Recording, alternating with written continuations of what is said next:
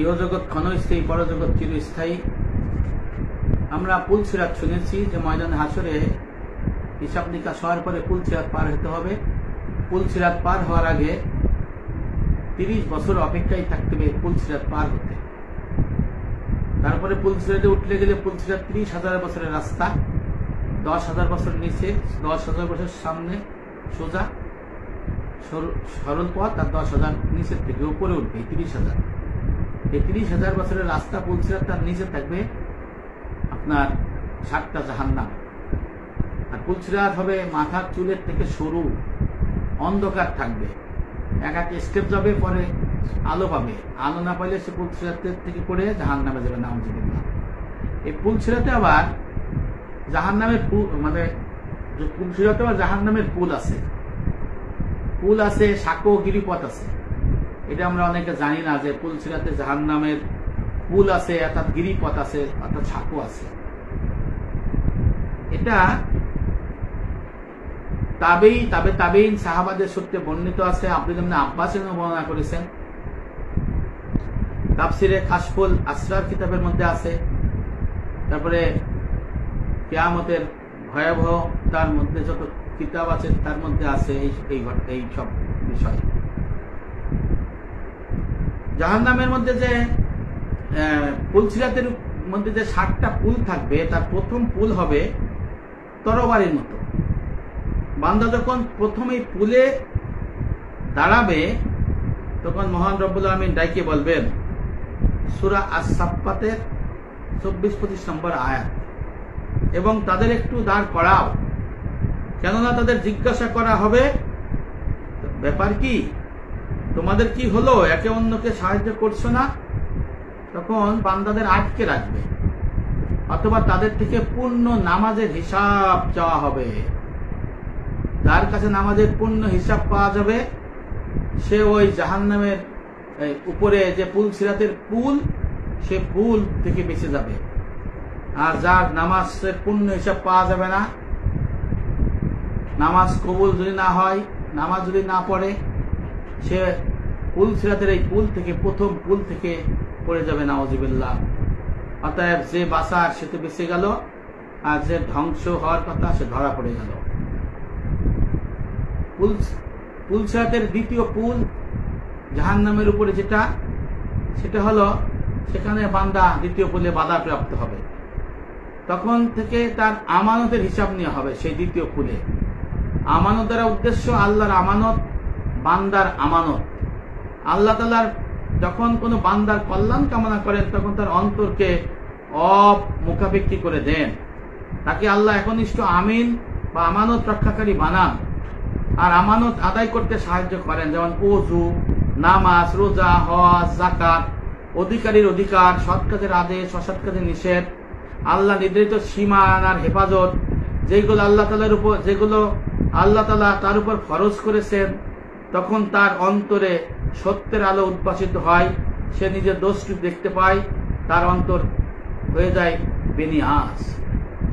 আর যখন আল্লাহ তাআলা কোনো বান্দার অপকর্মের কারণে অকল্যাণ চান, তখন অভাব অনটন তার চোখের সামনে রেখে দেন, তার অন্তরে অভাব ঢুকিয়ে দেন। তার উপর আল্লাহ তাআলা বান্দার পক্ষ থেকে যে সব ফরজ বিধিবিধান আরোপ করা হয়েছে, সেইগুলো আল্লাহ আদায়ে অলসতা করেন। তার থেকে হেদায়েতের আলো আল্লাহ পাক ছিনিয়ে নেন, তার উপর শয়তান নিযুক্ত করে দেন। তখন শয়তান মন্দ কাজকে তার সামনে সুসজ্জিত করে তোলে, গুনাহের কাজগুলো তার ভালো লাগে, সে বেপরোয়া হয়ে যায়। কে বলছে, কে কি বলছে, তার কুসপরোয়া নেই, কোনো কিছু তোয়াক্কা করে না। আর একটাই স্বপ্ন হয়ে যায়, দুনিয়া কামানো, দুনিয়ার ভোগ বিলাস, দুনিয়া সাজানো, অধিপত্তি, নেতাগিরি এবং অর্থ সম্পদ উপার্জনকারী। দিন ধর্মের ভিতর কোনো ভ্রুক্ষেপ থাকে না। তখন মহামনিব আল্লাহ তার উপর রাগান্বিত হন, তাকে সব ধরনের কল্যাণ বিমুখ থেকে বঞ্চিত করে রাখেন, কল্যাণ বিমুখ করে রাখেন, তার মন্দ অকল্যাণের সকল তার উন্মোচন করে দেন। এই জন্য আল্লাহ পাক বলেন, হে মুমিনগণ, আল্লাহ রাসূলের সঙ্গে বিশ্বাসঘাতকতা করো না, জেনে শুনে নিজেদের আমানতের খেয়ানত করো না। এই দ্বিতীয় পুল আমানতের খেয়ানতকারীকে ধরবে। আমানতের খেয়ানত হল, আল্লাহ রাসূল বলেছেন, আমানতের খেয়ানতকারীকে উপস্থিত করা হবে, আল্লাহ তাআলা বলবেন তুমি আমানতের খেয়ানত করেছো, সেইগুলো দাও। বান্দা বলবে আপনি তো দুনিয়ায় আমার থেকে সরিয়ে দিয়েছেন, দুনিয়া আমি কেমন করে দিব হে আমার রব। তখন আল্লাহ তাআলা জাহান্নামের গর্তে দুনিয়ার আমানতের অবিকল বস্তু তৈরি করবেন। তাকে বলা হবে সেখানে নামো, তা বের করে পাওনাদারকে দিয়ে দাও। তখন সে অসহায় হয়ে গর্তে অবতরণ করে, সেইগুলো তার কাঁধে উঠাবে। ওজনের দিক থেকে সে দুনিয়ার সকল পাহাড় থেকেও বেশি হবে।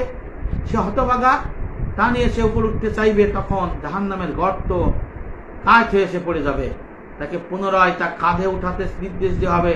সে তা কাঁধে উঠাতে চেষ্টা করবে, কিন্তু চেষ্টা করা মাত্রই সেই গর্তে আবার পড়ে যাবে। আল্লাহ তাআলা যতদিন চান এইভাবে তার আযাব চলতে থাকবে, নাউযুবিল্লাহ। এইগুলো জাহান্নামের পুল অতিক্রম করার সময় হবে।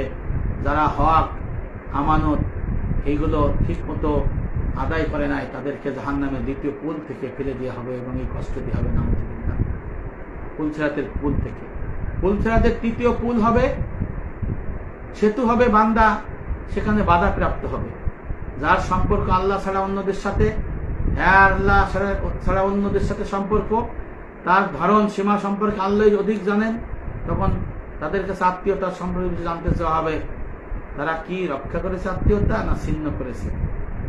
যারা আত্মীয়তা রক্ষা করেছে তারা এই পুল পার হইতে পারবে, আর যারা আত্মীয়তা ছিন্ন করেছে সে এই পুল থেকে পার হইতে পারবে না। সে তখন ধরা পড়ে যাবে। পুলসিরাতের এই পুল থেকে সে জাহান্নামে নিক্ষেপ হবে, নাউযুবিল্লাহ। চতুর্থ পুল হলো, বান্দা যখন তৃতীয় পুল পার হয়ে চতুর্থ পুলে যাবে, তখন তার কাছে মাতা পিতার আনুগত্য সম্পর্কে জিজ্ঞেস করা হবে, যে তার মাতা পিতাকে হক পালন করেছে কিনা জীবিত অবস্থায় এবং মৃত অবস্থায়। তখন সে মুক্তি পাবে যদি সে পিতামাতার হক পালন করে থাকে, আর যদি হক পালন না করে সে ধরা খাবে, আটকে যাবে। হ্যাঁ, কারণ আল্লাহ পাক বলেছেন তুমি শুকর আদায় করো আমার এবং তোমার পিতামাতার, আমার কাছেই তোমাকে ফিরে আসতে হবে, সূরা লুকমান 14। এইভাবে আল্লাহ পাক মাতা পিতার হক হকিকত আদায় না করার জন্য পুলসিরাতের উপর নির্মিত চতুর্থ পুল অতিক্রম করতে পারবে না। তখন ধাপাস করেছে পুলসিরাত থেকে মাটির জাহান্নামের মধ্যে পড়ে যাবে, নাউযুবিল্লাহ। বাবা মার যদি কৃতজ্ঞতা প্রকাশ করে, তাহলে সেই পুল পার হয়ে পঞ্চম পুলের দিকে ধাবিত হবে। পঞ্চম পুল বা সেতু যখন যাবে সে তখন বাধাপ্রাপ্ত হবে বান্দা। তাদের থেকে মিথ্যা সাক্ষ্য, চগলখোর, গীবত, জিহ্বার হেফাজত সম্পর্কে জানতে চাওয়া হবে। অর্থাৎ সে মিথ্যা কথা বলেছে, অপরের নামে মিথ্যা কুৎসা রটনা করেছে, হারাম গীবত করেছে, চগলখড়ি করেছে, অপবাদ দিয়েছে, মুখে যা আসে তাই বলেছে। জাহান্নামের উপর প্রতিষ্ঠিত যে পুলসিরাতের পঞ্চম পুল থেকে তাকে ফেলে দেওয়া হবে। সে যেতে পারবে না, সে ধরা খেয়ে দুজকে চলে যাবে। আর যদি সে গীবত শিকায়ত করে নাই, কারো গীবত করে নাই, তারপরে চগলখড়ি করে নাই, তারপরে মিথ্যা সাক্ষ্য দেয় নাই, মিথ্যা কথা বলে নাই, মিথ্যা মামলা করে নাই, তাহলে সে তার জিহ্বাকে হেফাজত রেখেছে, কারো কটু কথা বলে নাই, তার মুখ দিয়ে কেউ কষ্ট পায় নাই, সে বেঁচে যাবে। এই জাহান্নামের উপর প্রতিষ্ঠিত পুলসিরাতের পঞ্চম পুল থেকে সে বেঁচে যাবে।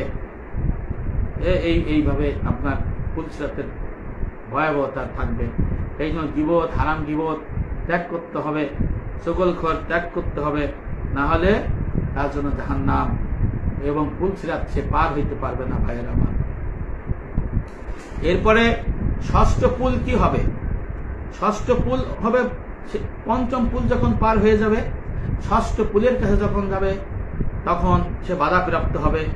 সেখানে তাদের কাছে প্রতিবেশীর অধিকার, মেহমানদারি সম্পর্কে ফেরেশতা জিজ্ঞাসা করবে।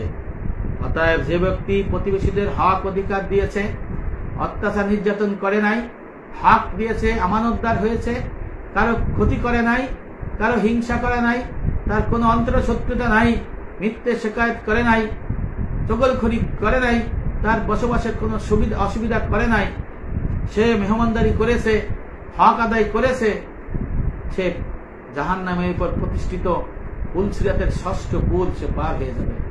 আর যে ব্যক্তি প্রতিবেশীর ক্ষতি চেয়েছে, প্রতিবেশীর গীবত করেছে, শিকায়ত করেছে, অত্যাচার করেছে, নির্যাতন করেছে, কষ্টে রেখেছে, ভালো থাকতে দেয় নাই, হিংসা অহংকার করেছে, অন্তরন্ত শত্রুতা করেছে, সেই ব্যক্তি জাহান্নামের উপর প্রতিষ্ঠিত পুল সিরাতের ষষ্ঠ পুল থেকে ধাপাস করে মাটিতে পড়ে যাবে, জাহান্নামে পড়ে যাবে, সে ধরা খেয়ে যাবে, দোজখী হয়ে যাবে, নাউযুবিল্লাহ। এই জন্য আপনার এই বিষয়গুলো খেয়াল করতে হবে। আর জাহান্নামের ষষ্ঠ পুল যেটা থাকবে, ষষ্ঠ পুল এবং এটা শেষ পুল, এই সপ্তম পুল হাসরবাসী সপ্তম পুলের কাছে যখন যাবে তখন তাকে বাধা দেওয়া হবে। তাদের সত্য কথা সম্পর্কে জিজ্ঞেস করা হবে, তুমি সবসময় সত্য কথা বলেছ না মিথ্যে কথা বলেছ? তাদের জিহ্বাকে মিথ্যে বলা থেকে হেফাজত করেছে, যে তার জিহ্বাকে মিথ্যে কথা থেকে হেফাজত করেছে, সে এই জাহান্নামের উপর প্রতিষ্ঠিত পুল সিরাতের সপ্তম পুল থেকে মুক্তি পাবে এবং জাহান্নাম থেকে বেঁচে যাবে। ওই পারে সে জান্নাতে নেক বান্দাতে সে থাকবে, সুবহানাল্লাহ। আর সপ্তম পুলে যদি বাধাপ্রাপ্ত হয়, যদি সে সত্য কথা না বলে, মিথ্যা যারা বলেছে মিথ্যা সঙ্গী হয়েছে, তোহমত দিয়েছে তোহমতের সঙ্গী হয়েছে, হারাম গীবত করেছে তাদের সঙ্গী হয়েছে, আমানতদার ছিল না, জিহ্বাকে বিভিন্ন কাজে ব্যবহার করেছে মিথ্যা হারাম দিয়ে, তারা পুল সিরাতের সপ্তম পুল থেকে পার হইতে পারবে না, ধপাস করে নিচে পড়ে যাবে, জাহান্নামে চলে যাবে, ধরা খেয়ে যাবে, নাউযুবিল্লাহ। এই জন্য সত্য কথা বলতে হবে এবং বিভিন্নভাবে আমাদের এইভাবে পুল সিরাত পার হওয়ার জন্য যে 7টা সেতু থাকবে, 7টা গিরিপথ থাকবে, 7টা পুল থাকবে, এবং কারা বাধাগ্রস্ত হবে, কারা বাধাগ্রস্ত হবে না। 30,000 বছরের পুল সিরাত 10,000 বছরের রাস্তা নিচে যাবে, 10,000 বছরের রাস্তা সোজা যাবে, 10,000 বছরের রাস্তা উপরে যাবে, অনেক ভয়াবহ কষ্ট। এই পুল সিরাতের উপরে থাকবে 7টা গিরিপথ, 7টা পুল। এই পুলে 7 ধরনের ব্যক্তিকে ধরা হবে এবং ধরে প্রশ্ন করা হবে। যদি সেই থেকে মুক্ত হইতে পারে, সে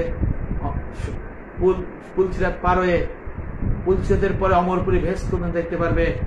আর যদি না যেতে পারবে, সে জাহান্নামে ধরা খেয়ে যাবে। ভাইয়েরা আমার, সবাই এই বিষয়ে চেষ্টা করবেন, তাফাক্কুর করবেন, ভালো থাকবেন।